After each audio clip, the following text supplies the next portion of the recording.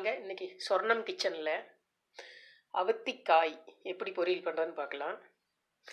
இது வந்து அவத்திக்கீரை, இது வந்து அவத்தி பூவு. இந்த பூவிலே சட்னி அரைக்கலாம், தயிர் குழம்பு பண்ணலாம், பொரியல் பண்ணலாம். இது வந்து அவத்திக்காய். இது நல்லா பிஞ்சு காயை எடுத்துகிட்டோம்னா பொரியல் பண்ண ரொம்ப நல்லது. கீரையில் என்ன சத்து இருக்குதோ அதே மாதிரி இது உடம்புக்கு ரொம்ப நல்லது. வாங்க இதை அரிஞ்சிட்டு எப்படி செய்யறதுன்னு பார்க்கலாம். வானொலி அடுப்பில் வச்சாச்சு. அவத்திக்காய் பொரியலை தாளிச்சிடலாம். எண்ணெய் ஊற்றிக்கிறேன். கடுகு போட்டுடலாம். முந்தப்பருப்பு, கடலப்பருப்பு, வெங்காயம்,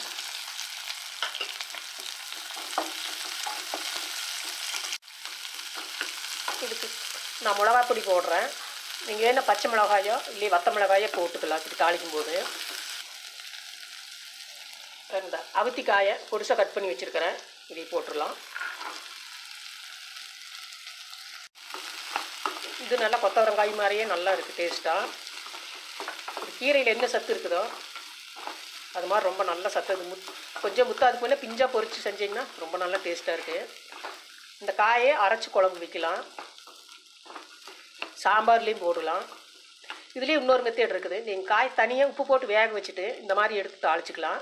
நான் இப்படியே வதக்கி விட்றேன். கொஞ்சமாக தண்ணி ஊற்றோம்னா இப்படியே வெந்துரு. மிளகாய் பொடி, மஞ்சத்தூள்,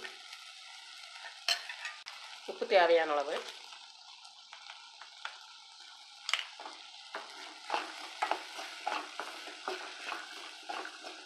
இது வேகிற கலவை கொஞ்சமாக தண்ணி ஊற்றிக்கலாம்.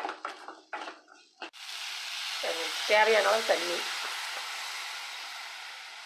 இப்படி மூடி போட்டு வச்சிடலாம். வேகட்டு கொஞ்சம் நேரம். அவத்திக்காய் நல்லா வெந்துடுது. தேங்காய் போட்டுக்கலாம். தேங்காய் உங்களுக்கு விருப்பம் இருந்தால் போடலாம், இல்லாட்டி சும்மா விட்டுடலாம். தேங்காய் சேர்க்காதவங்க அப்படியே விட்டுடலாம். இது கொஞ்சம் வாழைப்பூ மாதிரி தெவிரடிக்கு. நீங்கள் வேணும் சர்க்கரையோ இல்லை வெல்லமோ ஒரு ஸ்பூன் போட்டுக்கலாம், இல்லை இப்படியே சாப்பிட்றதுனாலும் சாப்பிட்டுக்கலாம். ஆனால் இது உடம்புக்கு ரொம்ப நல்லது அந்த தெவிரோடு சாப்பிட்டா. இப்போ டேஸ்டியான அவத்திக்காய் பொரியல் ரெடி.